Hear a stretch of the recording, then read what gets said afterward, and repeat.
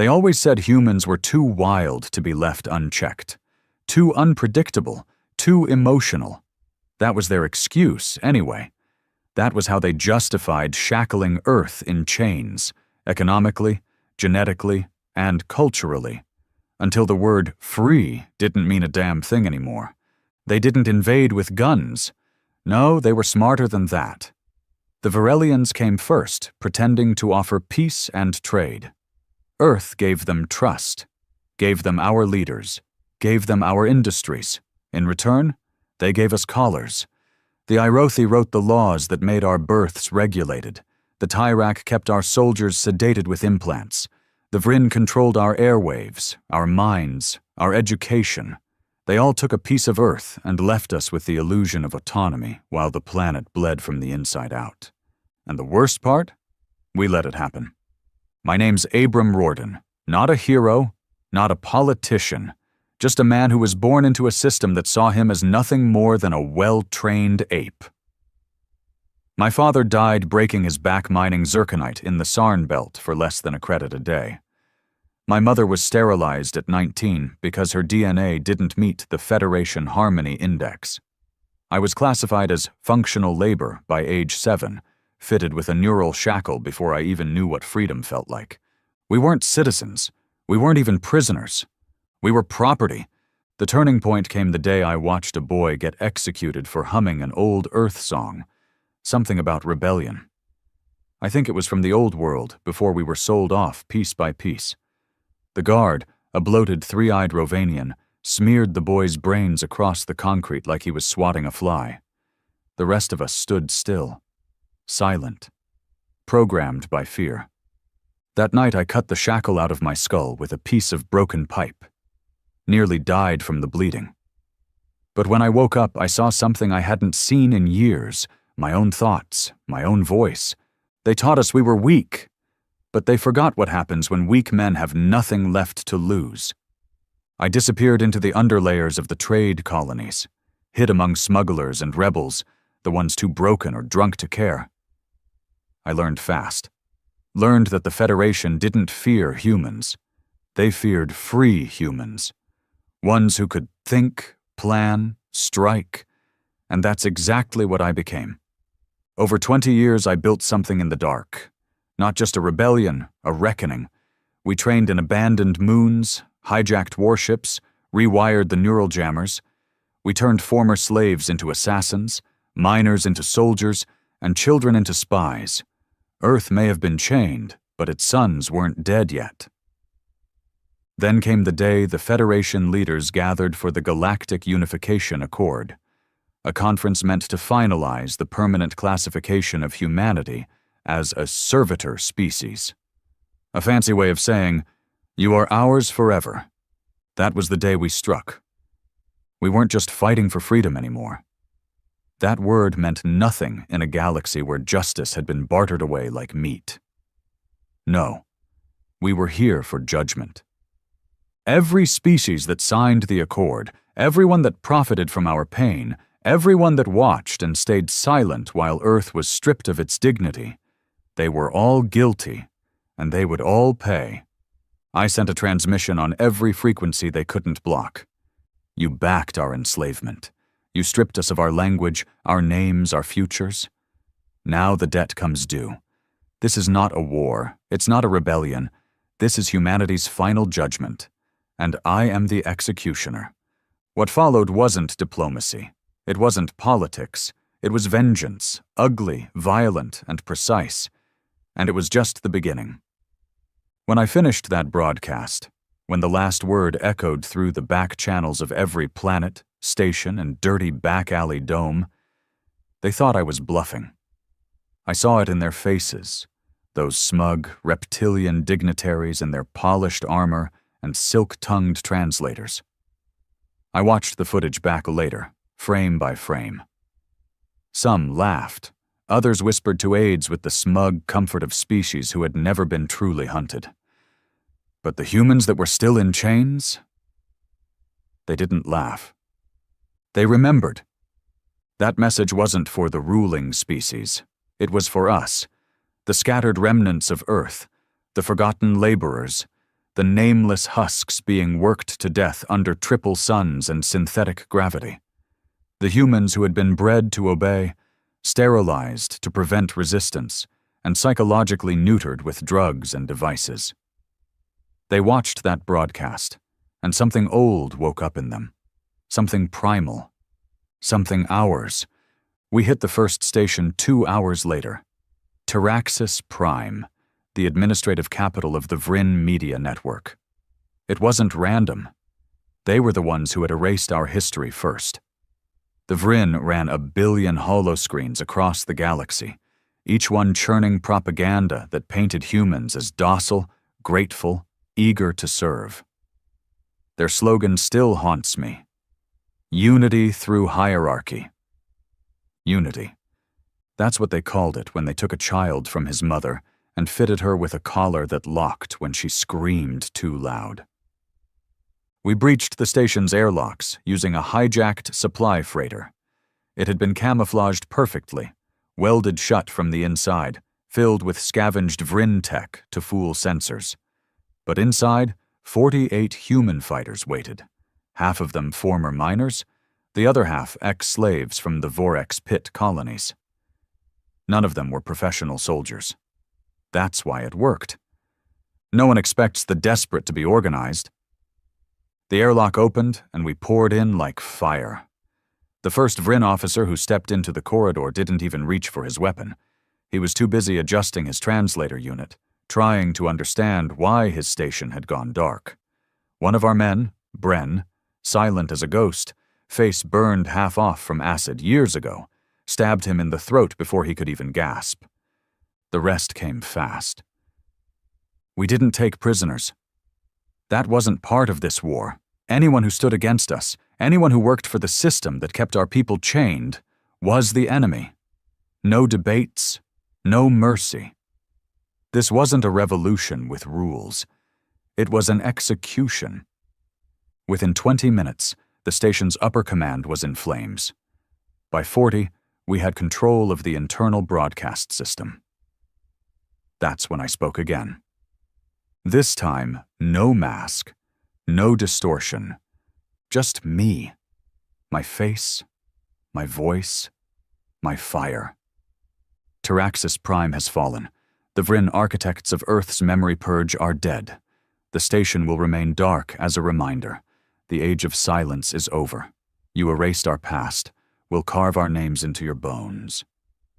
We left the station in pieces, and we made sure the rest of the galaxy saw it burn. I wanted the message to be clear. This isn't diplomacy. This is damnation. After that, the dominoes started to fall. More humans began defecting from labor camps. The neural shackles we thought were unbreakable. Turns out, we weren't the only ones who'd figured out how to fry the circuits. Entire outposts went silent. Human workers stopped responding. Then they started attacking. And yet the Federation still underestimated us. They thought it was a phase, a few rogue elements acting out. They told each other that humans were too fractured, too damaged to be a real threat. They didn't understand something fundamental about us. We weren't trying to survive anymore. We were trying to settle the score. And we had centuries of blood to answer for. I remember the moment everything truly shifted. We had just returned to the Foundry, our hidden base orbiting the corpse of a dead dwarf planet, tucked inside an asteroid belt no sane pilot would ever chart. That place had been home for years, home to our wounded, our tech salvage teams, our underground engineers who were building weapons no one thought humans capable of understanding. One of our scouts, a kid named Riggs, not more than 17, stumbled into the war room, eyes wild. He held a data chip in his hand, shaking. "Sir," he gasped, "we cracked the Syndicate archive on Kelian V. We found it." I took the chip and slid it into the console. What came up nearly broke me. Video logs, thousands of them, smuggled archives, old footage, classified communications, evidence, all from the first years of Earth's occupation, when the Federation still called it a protective economic transition zone. I watched as human leaders signed contracts under duress, saw the first medical experiments, splicing DNA, sterilizations, reprogramming minds. And then I saw Project Compliance.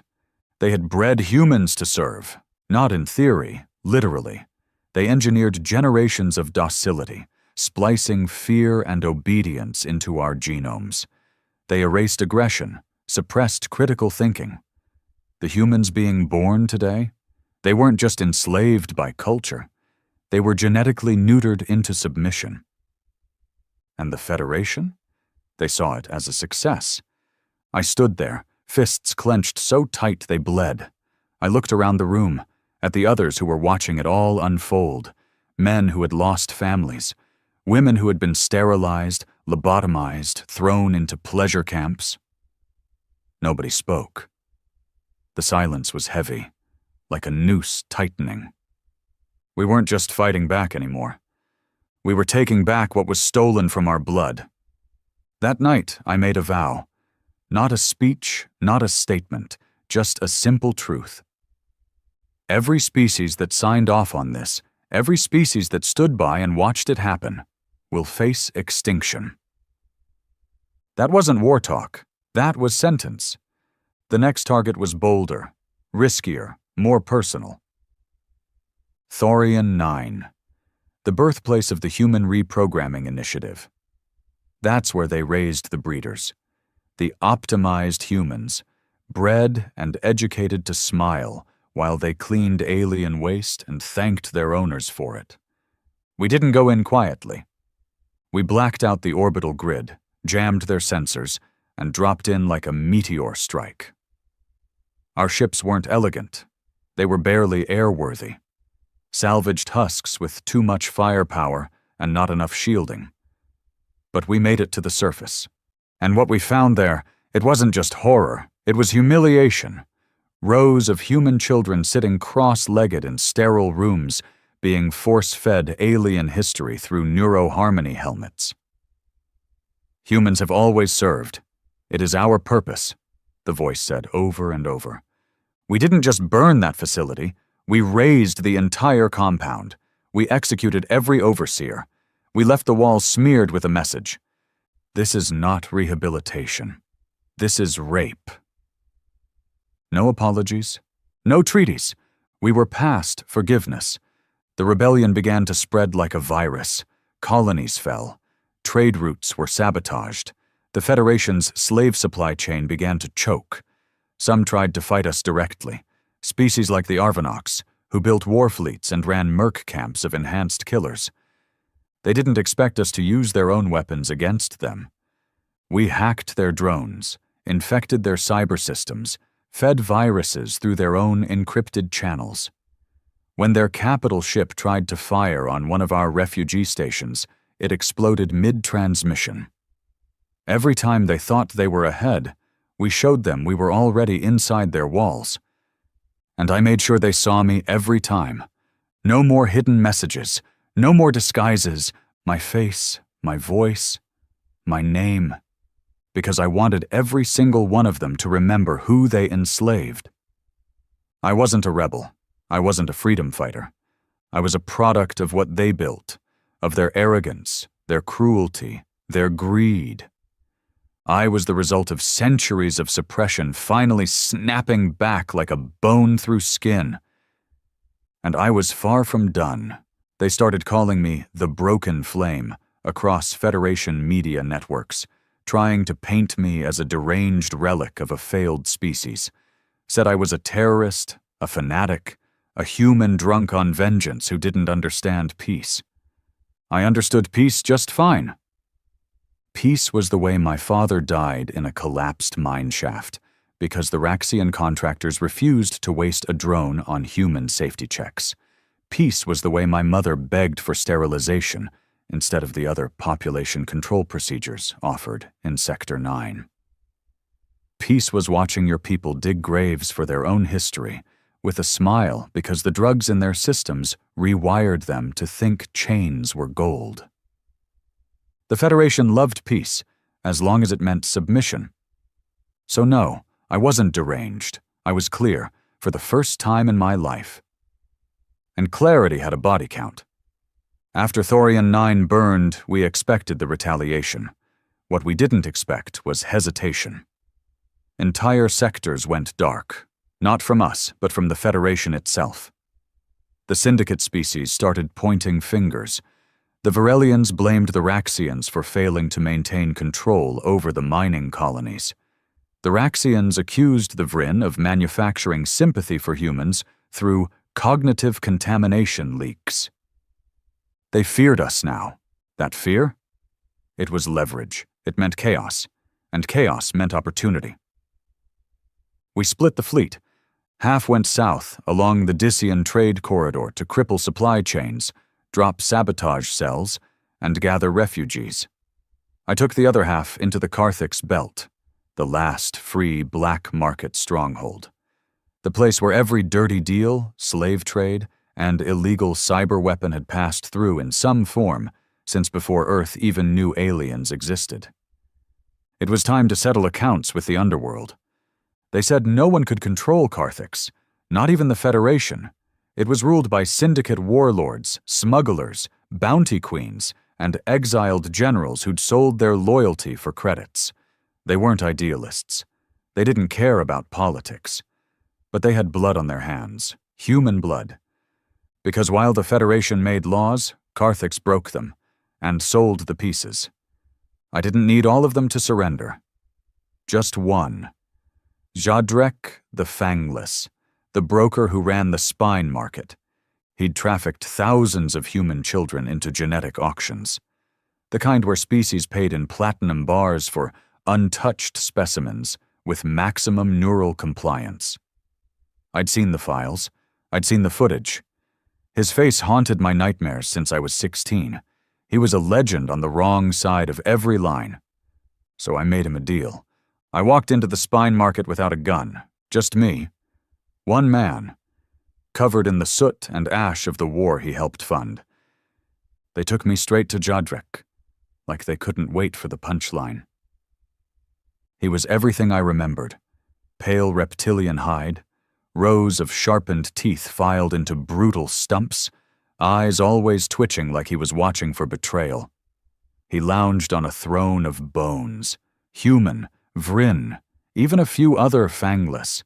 He thought it made him look powerful. All I saw was weakness hidden behind trophies.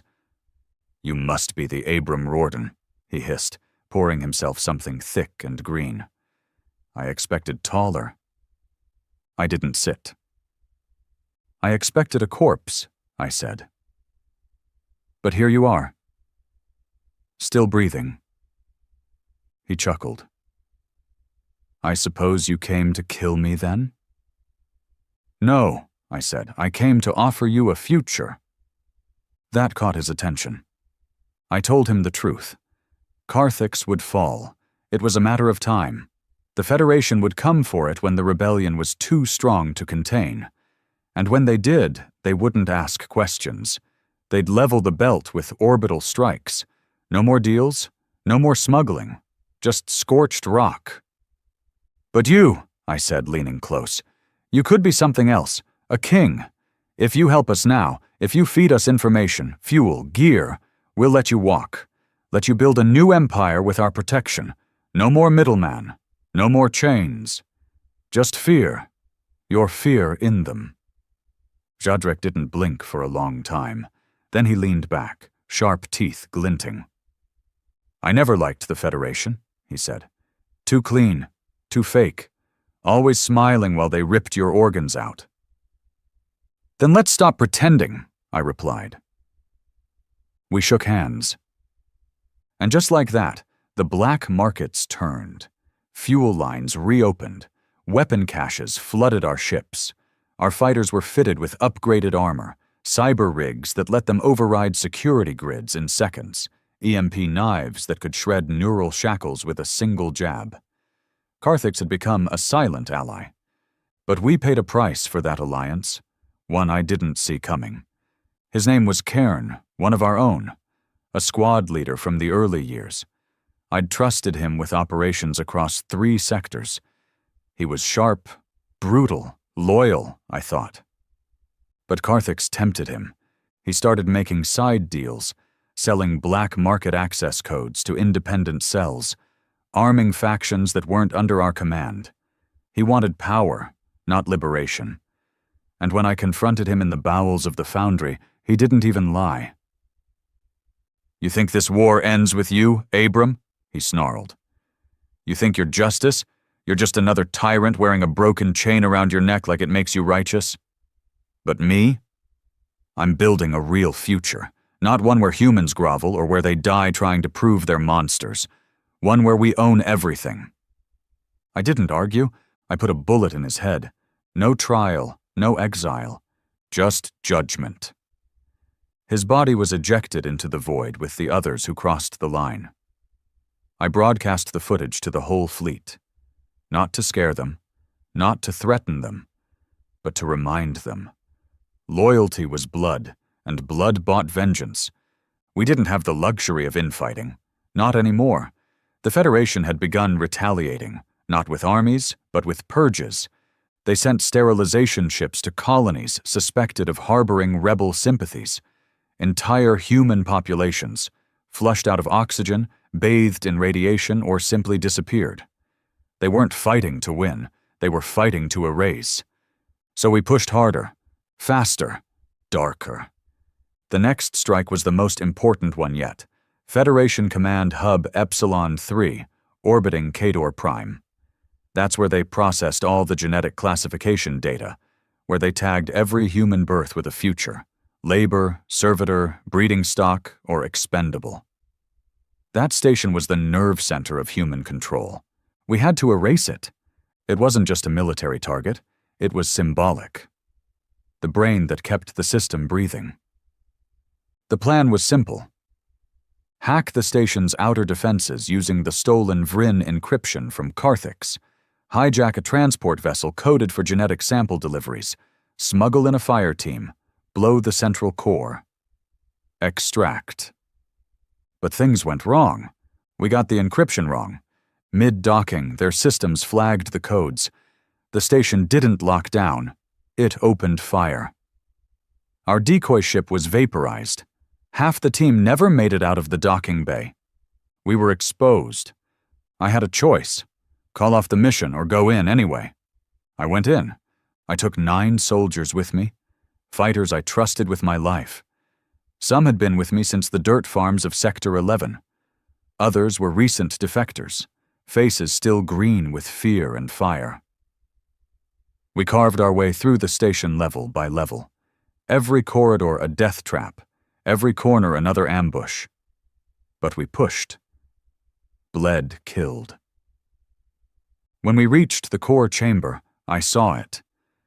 A glass dome filled with data spires, pulsing, humming, storing the lives of every human in the galaxy like files in a filing cabinet.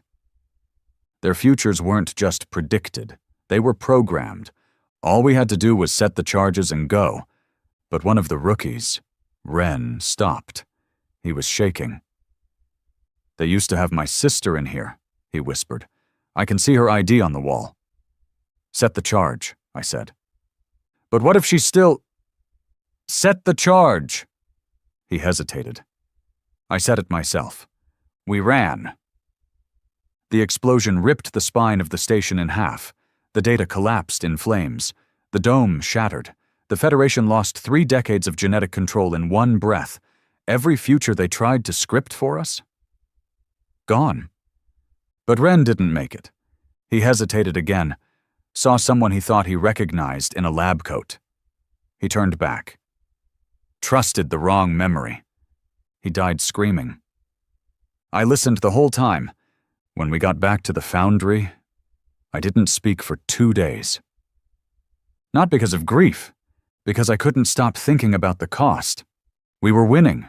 We were actually winning. But it was costing us more than bodies. It was costing us our souls. And I knew, deep down, that the worst was yet to come. Because vengeance has momentum. And once it's rolling downhill, nothing can stop it. Not even the truth. The further we pushed into the void, the more the lines blurred. It wasn't about freedom anymore. Not really. Not when you're torching entire research stations, gutting crews in their sleep, turning hab domes into mausoleums with rigged airlocks. That wasn't freedom. That was vengeance dressed like justice. And the people following me? They didn't ask questions anymore. That scared me more than anything. We were changing, all of us. The longer we fought, the less human we felt. And the more we liked it. It was like the war stripped off the skin of what we used to be and revealed something old underneath. Something wild, predatory. Something they'd tried to burn out of us centuries ago. They failed. And now they were starting to realize it. The shift came not long after Epsilon 3 fell. A week after the blast, one of our relay ships intercepted a scrambled signal from the edge of the Delta Fringe. It was Federation military grade, encrypted to hell, bouncing off black holes, rerouted through abandoned deep space probes. It wasn't meant for anyone to hear, but we cracked it anyway. I was in the ops bay when the message came through. 2 minutes of audio. Fuzzy, distorted, but unmistakable. Subject still contained, breach level red, request termination protocol fallback, human strain. Theta 9 has demonstrated advanced cognitive spread, containment no longer viable, request permission to initiate Oblivion directive. I sat frozen. Human strain. Theta 9? The others gathered around.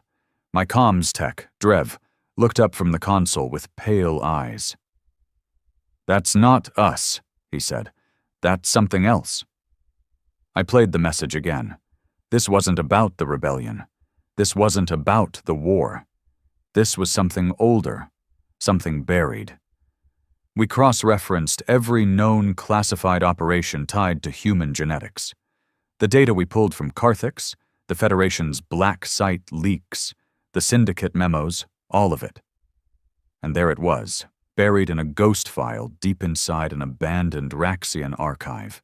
Theta 9, a failed human weapon program, discontinued after initial trials. Too unstable, they said. Too dangerous. Too unpredictable. But not because it didn't work, because it worked too well. Theta 9 wasn't just about enhancing strength or speed. It wasn't a serum or a cybernetics program. It was biological reversion, an attempt to undo centuries of selective breeding and programming. They tried to force humans back to their primal evolutionary baseline, violent, creative, disobedient, resilient beyond logic, the very traits that made us a threat in the first place. It succeeded. Too well. They created humans who couldn't be controlled, men and women who didn't just resist commands. They infected others with the same resistance. Thought viruses, shared rebellion through contact, even exposure. A single Theta 9 subject could flip an entire labor colony in less than a week.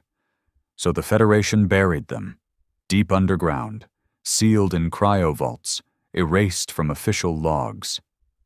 And now? Now something had woken them up. We tracked the origin of the signal to a dead zone on Varnock 13, a planet listed as inhospitable due to magnetic instability. That was a lie. The surface was rough, sure, storms that could peel metal like skin, but survivable. We sent a stealth crew down, 6 of my best. 2 ex-engineers, 3 heavy gunners, and Marek, my infiltration lead. What they found wasn't a facility, it was a tomb.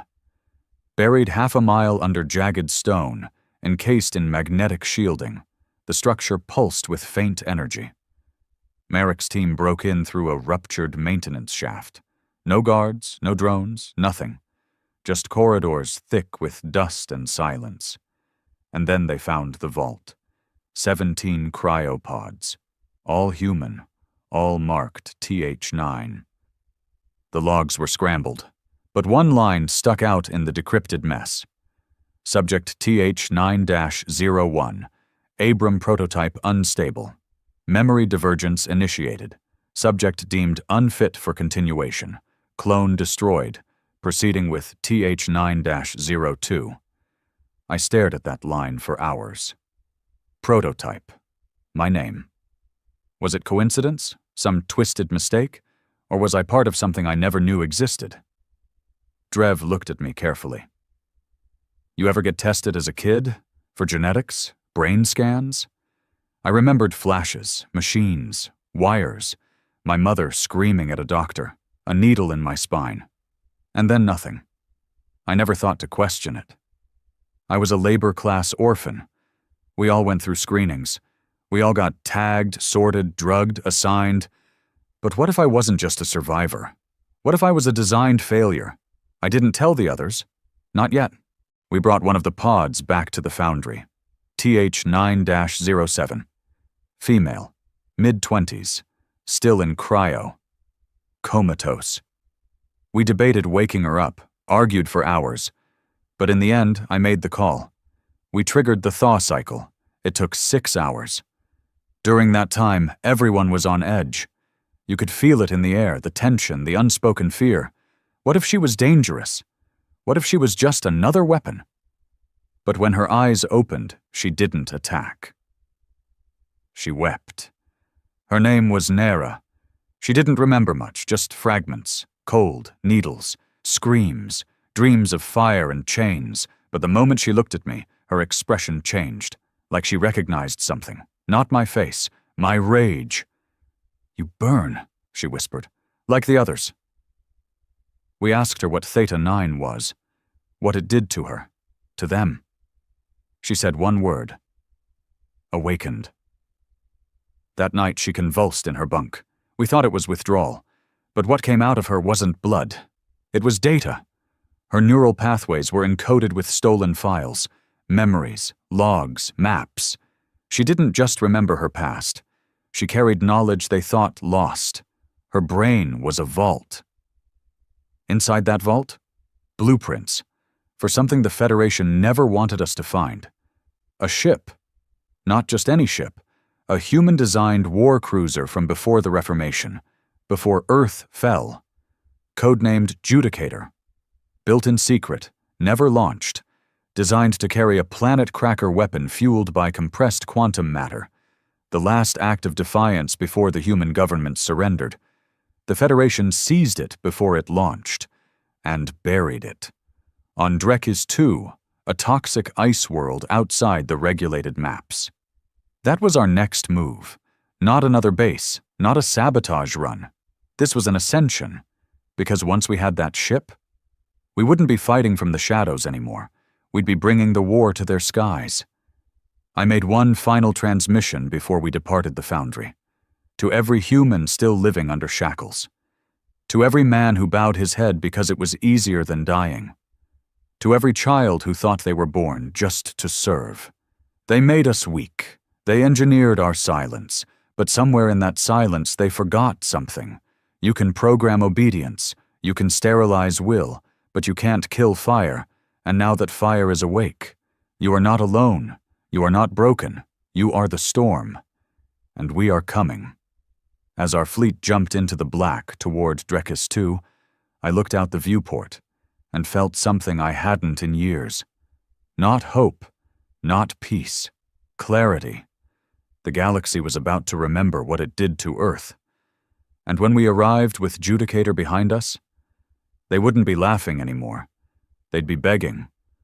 Drekis 2 was colder than death. Not the kind of cold you feel in your skin, but the kind that gets behind your eyes, down to the bone, and stays there. A dying planet at the edge of known space, carved out by tectonic scars and orbital decay, its skies glowed with flickering auroras from the decaying solar fragments above. But beneath that icy ruin, it waited. Judicator. Earth's final scream before silence. It had been buried deep in a canyon choked by methane blizzards and magnetic storms, masked by artificial shielding, disguised as tectonic interference. No Federation maps mentioned it. No civilian logs recorded it. Only the data encoded in Nera's broken mind had led us here. And if we failed, This wasn't just another missed target. This was the end of momentum. The fire we started across a dozen stars would smolder without oxygen. This ship was the match. We landed in silence. 3 ships touched down. A combat skiff, a cargo rig, and 1 evac flyer. 24 soldiers in total. Not because I didn't trust our numbers, but because anything more would be suicide. Drekis 2 wasn't just hostile, it was defended. Not by Federation troops, by the past. Ancient drones circled the outer ice canyons, automated systems that had long outlived their purpose, still running kill protocols for enemies that no longer existed. Their programming hadn't degraded. If anything, it had grown paranoid. They targeted movement, heat signatures, even neural stress patterns. We had to move like shadows. Nyera led us through the sub-layer. The cold didn't touch her like it did the others. She seemed wired for this terrain, drawn to something beneath the silence. And I trusted her more than anyone at that point. Maybe because she carried the same fury I did. Maybe because I saw a part of myself in her. A piece I thought lost. At 0400 station time, we breached the vault. It was a jagged fissure in the canyon wall, sealed by a barrier of layered carbonite and rusted defense turrets. Marek's slicers disabled the outer shell in 6 minutes, bypassing retinal sensors and activating the original Earth command code hidden beneath the encryption. The vault opened itself. The air inside wasn't cold. It was sterile. Preserved. Like something waiting to breathe again. We stepped into a graveyard of human brilliance. The chamber stretched for half a kilometer, with scaffolding running up walls etched with old Earth emblems, the kind banned by Federation law. The judicator sat suspended above the floor by electromagnetic anchors. Its hull was obsidian black, covered in angled armor like the folded wings of a predator. It wasn't sleek like Federation cruisers. It didn't look diplomatic or elegant. It looked like a warning. Even after a century buried, the ship had power. Dim lights glowed from the undercarriage, and faint pulses echoed through the air like a heartbeat slowed by time. It had never been flown, never even activated, but it knew what it was. "Do you feel that?" Nara whispered beside me. I nodded. "It's awake," I said. We spent 12 hours bringing it online. The bridge was sealed under a triple-lock genetic key. That should have been the end of us. Except when I approached the console, the lock cracked open with a soft hiss. Like it recognized me. Same gene line, same imprint. The moment I placed my hand on the control pad, the lights surged. Screens flickered to life. Old Earth command interfaces lit the walls. A voice came over the intercom. Not synthetic, not robotic. It was human, male, calm. A voice from before the fall. "Judicator online. Primary user, Abram confirmed. System integrity, 87%. Planet Cracker core offline, awaiting activation." Everyone turned toward me. I stared at the console. I hadn't said a word. Nyera was pale. "You were meant to be part of it," she said. "Not just the rebellion. This. You're not a weapon, Abram. You're a key." I didn't answer. Because if she was right, then I wasn't just fighting to destroy the Federation. I was fighting to become something they feared more than failure. Memory. The problem was the core. The Planet Cracker, the ship's central weapon, was locked behind a second failsafe, powered by a fusion key lost to time. It wasn't on board. The log said it had been extracted during the surrender, hidden somewhere secure. Translation? The Federation took it, and only one place on record had the clearance to store tech of that class, Psylocke's Station. A fortress world orbiting the gas giant Vadrian, 3 jumps away. Federation High Command's deep tech archive. Unbreakable, impenetrable, which meant we had one shot.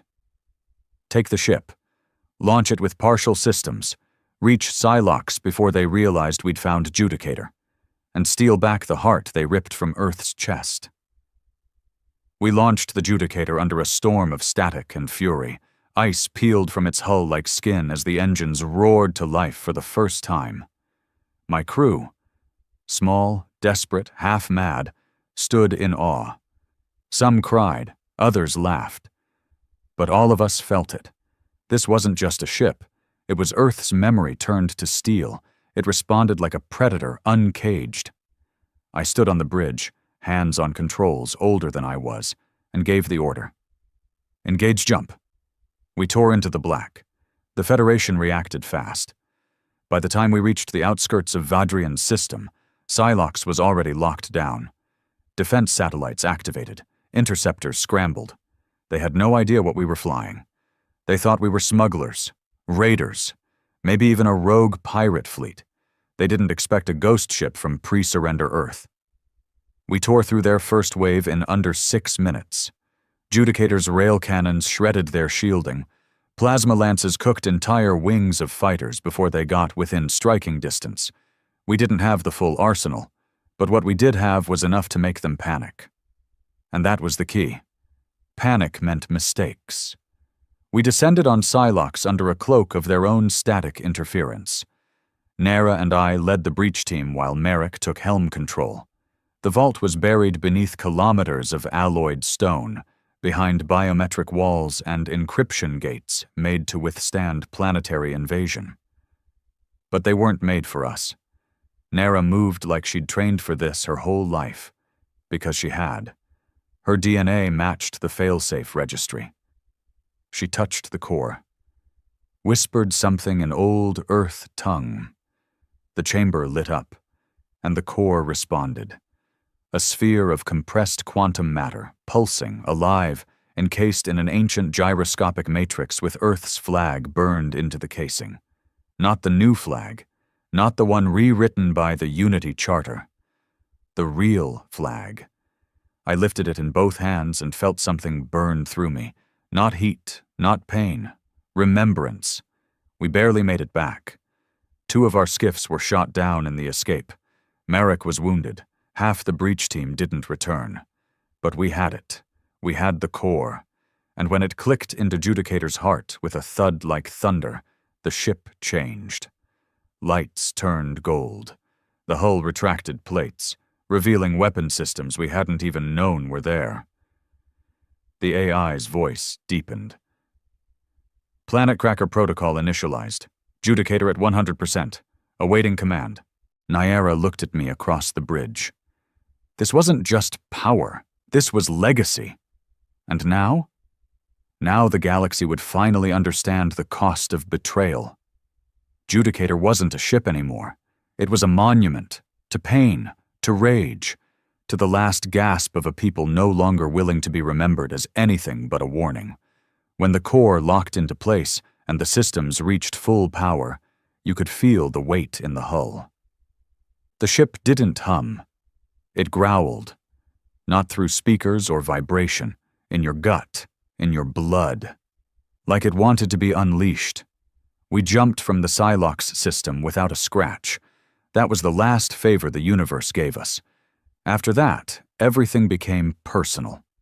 The Federation High Command issued an immediate Omega-level threat alert. Their highest, not just on us, but on all human populations outside secured sectors. They declared every free human a contagion vector and authorized planetary sterilization. That's what they called it. Sterilization. It wasn't just propaganda anymore. They were planning genocide. We needed a target, not a military outpost, not another logistics hub. We needed something symbolic, something that screamed across every frequency in the galaxy. Earth remembers. Earth has returned. That meant Voron's Spire, the cultural capital of the Unified Federation, a tower of ivory glass stretching 20 kilometers high, orbiting the diplomatic heart of the galaxy. Every treaty was signed there. Every policy that broke Earth's back had passed through its halls. The Spire wasn't a building. It was a cathedral to obedience. We planned to destroy it with a shot from Judicator's forward cannon, not the planet cracker. Not yet. We didn't want ash. We wanted wreckage. Visible, twisted, broadcast in every direction. But something unexpected happened before we could fire. They called us. A transmission came through the primary array, unencrypted. Raw. A woman's face appeared. She looked human. But she wasn't. Her skin shimmered with iridescent patches, markers of genetic fusion with Varelian physiology. I'd seen the procedure before.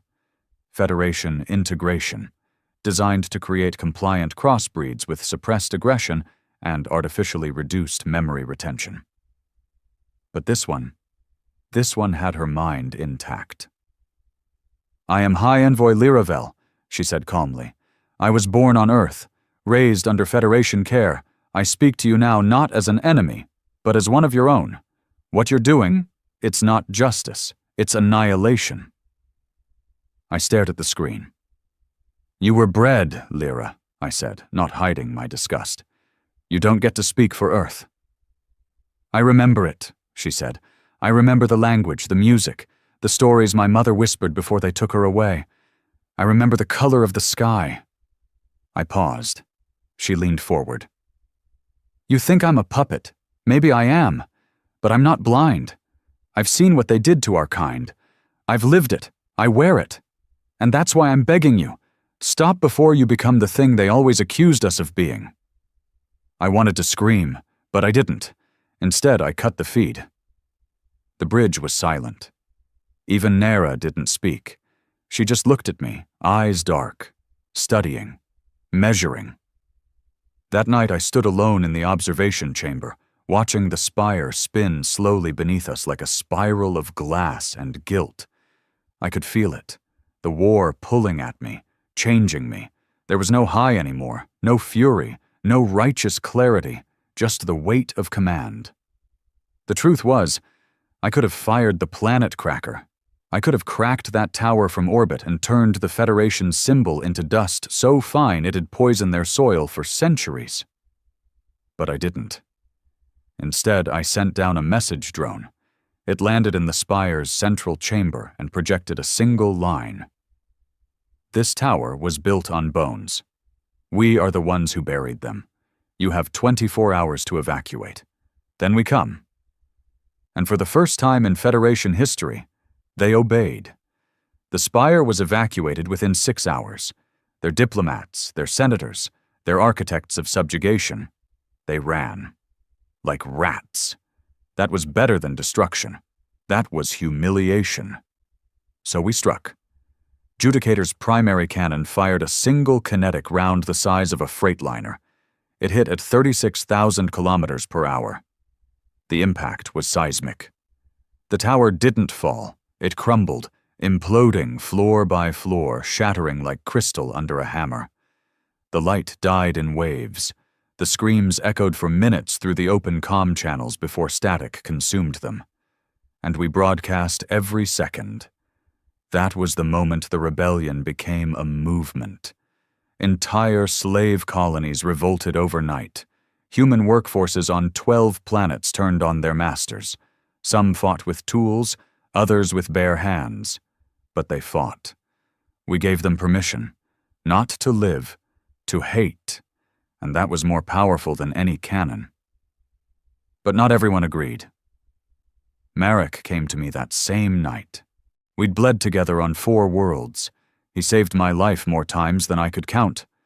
But the look in his eyes that night, it wasn't brotherhood. It was doubt. "We're not soldiers anymore," he said. "We're executioners." I stayed quiet. He stepped closer. "They're surrendering, Abram. There are outposts throwing down weapons, asking for negotiation, and we're still burning them down. They watched us rot in chains for centuries." "I know that," he said. "But vengeance isn't a future. It's a fire, and fire eats everything." I looked at him for a long time. "Are you asking me to stop?" I asked. He hesitated. "I'm asking if there's a line you won't cross." I answered him honestly. There was. Once he nodded, and walked out. 3 days later, Merrick was gone. Took a Corvette and vanished with 17 others. Left a message. We didn't survive to become the new masters. We survived to break the wheel. But you're building a new one, Abram. We won't be part of it. They didn't turn traitor. They didn't fight us. They just left.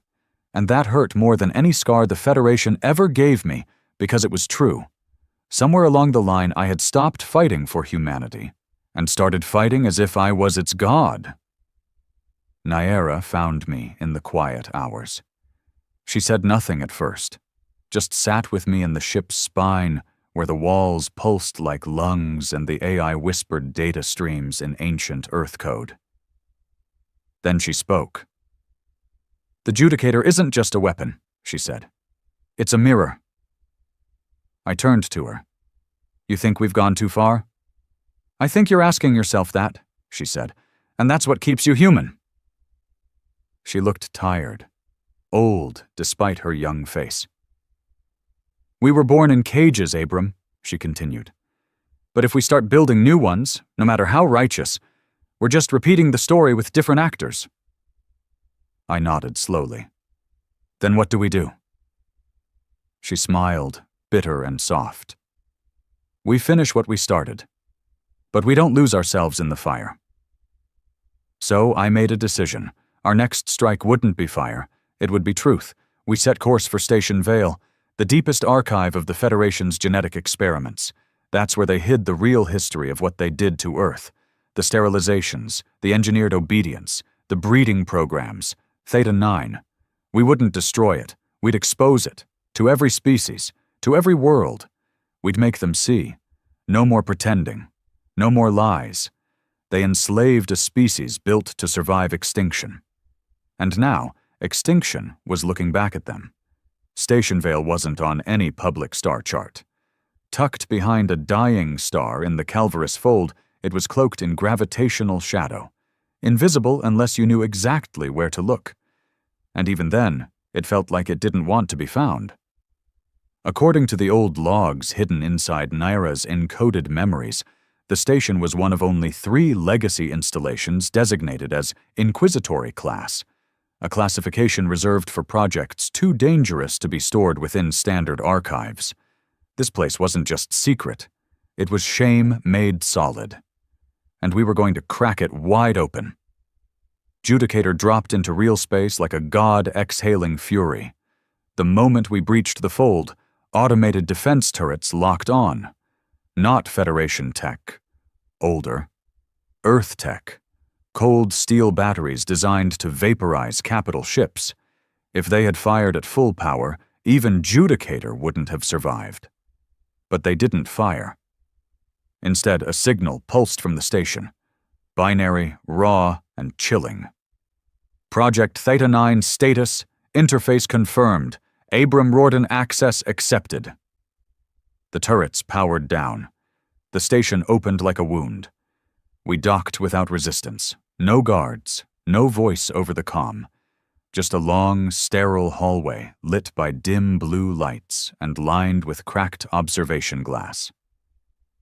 As Naira and I stepped off the boarding platform, I felt the hairs on my arms rise. Not from fear, from recognition. I'd never been here, but something inside me remembered. As we walked deeper, we passed rows of empty cells. They weren't for prisoners. They were for experiments. Humans of every generation, every variation, studied like insects under magnification. Each cell had a placard. Each placard bore a classification. TH9-A, Cognitive Divergence Test. TH9-D, Controlled Rage Conditioning. TH9-F, Post-Neural Override Survivors. TH9-R, Instinct Retention Model. They weren't testing humans. They were sculpting us, trying to create a final product, a human capable of total obedience, total predictability, and zero historical memory. And when they couldn't perfect it, they killed the trials, except for the ones like Naira. Except, possibly, for me. We reached the central archive, a spherical chamber with a suspended control dais, glowing faintly in the center of a swirling pit of data. All around the walls, holograms flickered. Footage, charts, transcripts. Nyera activated the core, and the ghosts began to speak. The first file was a video. Grainy, old, pre-surrender Earth. A human scientist, wild-haired and glassy-eyed, sat before a camera. Behind him, human soldiers lay in medical pods, twitching under sedation. "The Federation fears us not because we are violent," he said, "but because our memory cannot be erased. We record pain. We become pain. And pain, when left to rot, becomes resistance. Theta 9 was not meant to make us better servants. It was meant to make us forget who we were. But the deeper we dig, the more we remember. We don't need programming. We need only time." They think they won, but humans never lose. We just wait. Another file played automatically, this one from a Federation security feed. A colony doctor reporting on a TH9 escapee. The subject infected the entire work camp within 36 hours. No violence, no speeches, just eye contact. And then it started. People refusing orders, disabling implants, saying words we hadn't taught them. Old Earth words. It's not a virus. It's a memory contagion. It spreads like fire. We recommend total sterilization. Nyera stepped back from the projection, trembling. "They didn't break us," she whispered. "They just delayed us." I nodded slowly. "The rebellion didn't begin with me," I said. "It started the second they tried to erase who we were. And now we had the proof. We downloaded everything. 10 terabytes of classified horror. Blueprints, medical records, footage of public executions ordered to silence early TH9 carriers, testimonies from scientists who begged to shut down the program before they were executed, and even reports of high-ranking Federation officials warning that the project was unethical and likely to provoke species-wide backlash. Their fears had been buried, silenced, buried beneath diplomacy and protocol and smiling lies. We took it all, and we sent it everywhere. That transmission, the full truth of humanity's enslavement, hit the galaxy like a detonation. Federation planets erupted. Neutral species began to riot. Worlds that had once benefited from the trade of human labor now denied any involvement. Others issued apologies. Still more demanded restitution. But for many, it was too little, too late. Human rebels on dozens of worlds stopped waiting for orders. They began executing their overseers, blowing up comm towers, hacking identity registries, and rewriting their records from property to person. And on one planet, Kelric 7, a human slave took control of a terraforming station and reprogrammed the climate systems to choke the alien population under layers of acidic mist. When asked why he did it, he simply said, "I watched my daughter get recycled because she couldn't work a drill. This is me returning the favor." The truth had not set the galaxy free. It had made us furious. But amidst the chaos, something else happened. Something quiet. An invitation. From Lyra Vel, the hybrid diplomat we'd ignored before. She requested a meeting, in person, alone. No weapons, no guards. A neutral moon between sectors. I should have ignored her again. But I didn't. Because something in her eyes, behind the hybrid markings, behind the diplomatic script, felt like fire that had survived. I agreed. The meeting took place on a barren moon, under the shadow of a shattered ring system. Lyra stood at the edge of the landing platform, no escort in sight, a single tablet in her hand. She didn't flinch when I approached. "You broadcast the files," she said. "All of them." I did. "They're already calling it the Reckoning Archive." "Good." She studied me. You understand what you've started, don't you? This isn't just rebellion now. It's a purge. They're hunting aliens in the streets, species that had nothing to do with the experiments. Colonies are collapsing. Trade systems failing. You've unleashed chaos. They deserve it, I said. Some do, she replied. But not all. I stepped closer. There were no exceptions made for us. Why should they get nuance now? She didn't blink. Because the moment we stop caring about nuance, we become them. I wanted to laugh, wanted to shove her words back down her throat. But I didn't, because behind her eyes I saw something I hadn't seen in too long. Grief, not weakness, not compliance, grief, real human loss. And it shook me. She handed me the tablet. Coordinates, she said, to the Oblivion Vault. The last living members of the TH9 original design team are there, kept alive by the Federation for decades. They know more than I ever could. Why help me? I asked. Because this war is going to end one of two ways, she said. You'll win, and the galaxy will never forget the cost. Or you'll lose, and they'll bury the truth again. She looked down. I don't care who's left standing, but the truth has to survive. Or it'll all happen again, to someone else. She turned and walked away, into the darkness. We left the moon in silence. The crew didn't ask what the meeting was about. They saw it in my eyes. The war was moving toward its final chapter, and somewhere in the stars, the architects of our pain still breathed. That would not stand. The Oblivion Vault didn't orbit any star. It floated in a hollow region between collapsed systems, an ancient construct sealed in gravitational lock, protected by fields so dense even sensor ghosts passed it over like dead space. The Federation hadn't built it. We had.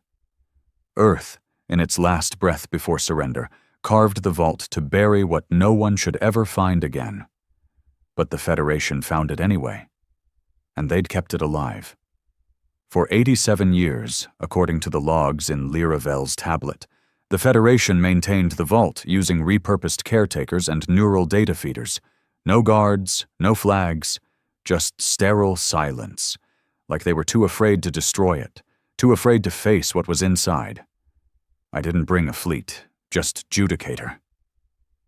She descended without noise, slipping past the perimeter like a ghost returning to the house where it died.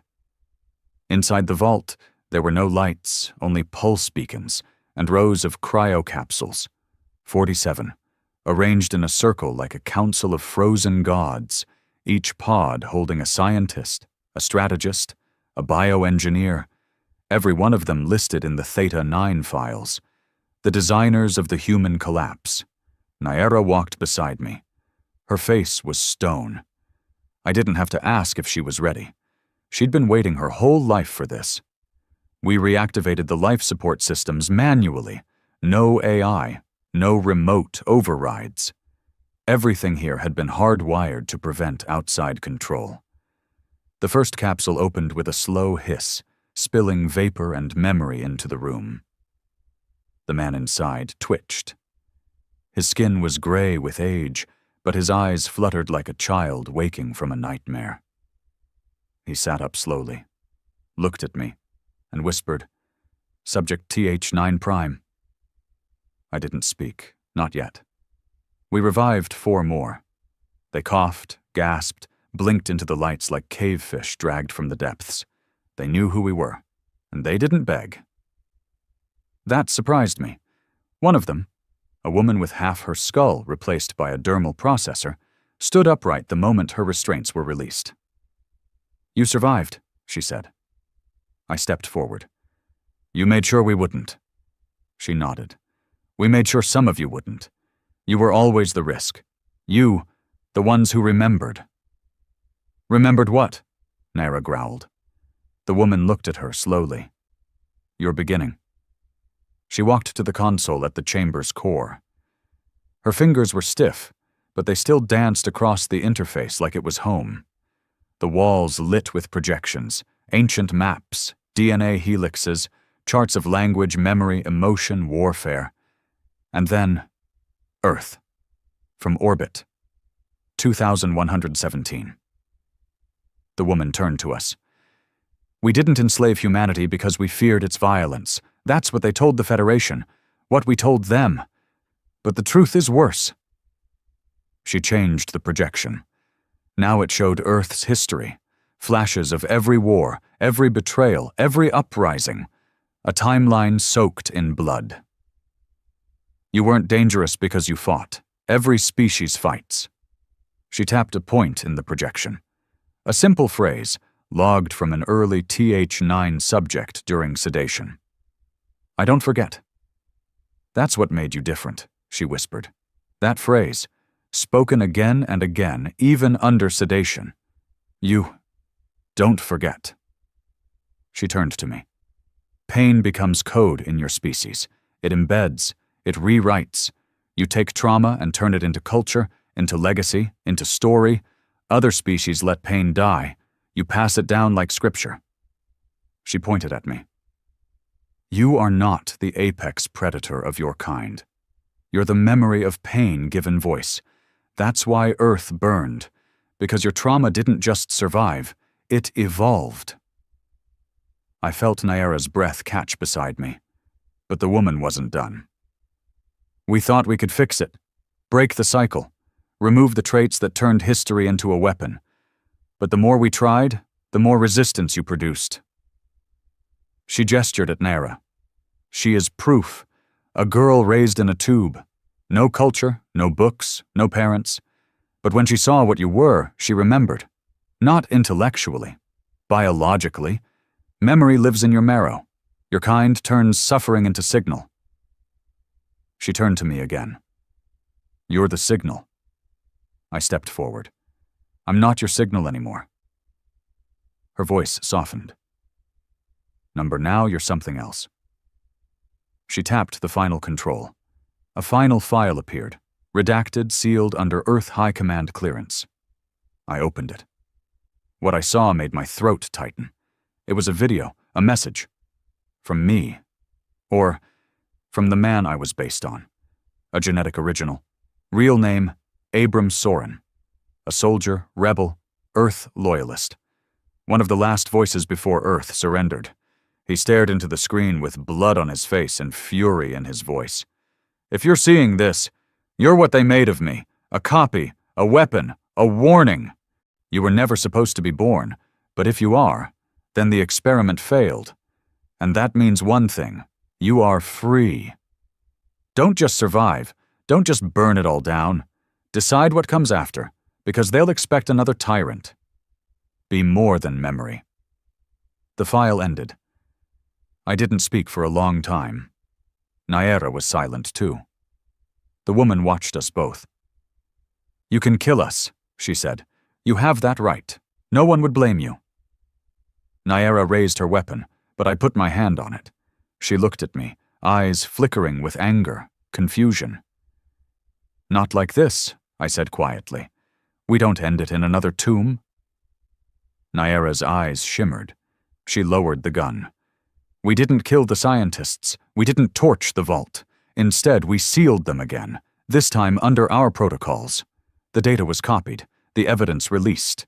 Every species would now see the full depth of what was done to Earth.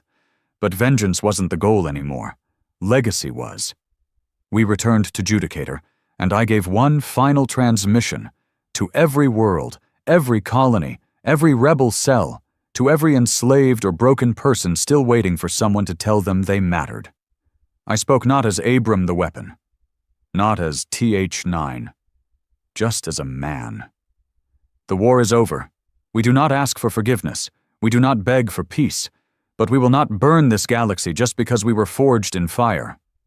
You called us slaves, dogs, brutes, monsters. Now you will call us survivors. We remember everything. And we choose to rebuild. Some didn't agree. Some rebel cells broke off. Still hungry, still burning, still bitter. But most? They listened. Because someone had to say it. Someone had to draw a line between justice and annihilation. And this time, humanity drew it themselves. Years passed. The Federation collapsed. A new order took shape, slow, flawed, fractured. But it wasn't built on chains. It was built on remembrance. Nyera became a voice in the new council, equal parts fire and steel. Marek returned from the outer systems, his group now protectors of colonists rebuilding in dead sectors. Judicator remained in orbit above old Earth, a monument, not a weapon. And me? I walked the surface of my home for the first time. No collar, no code, just footsteps, in soil that remembered.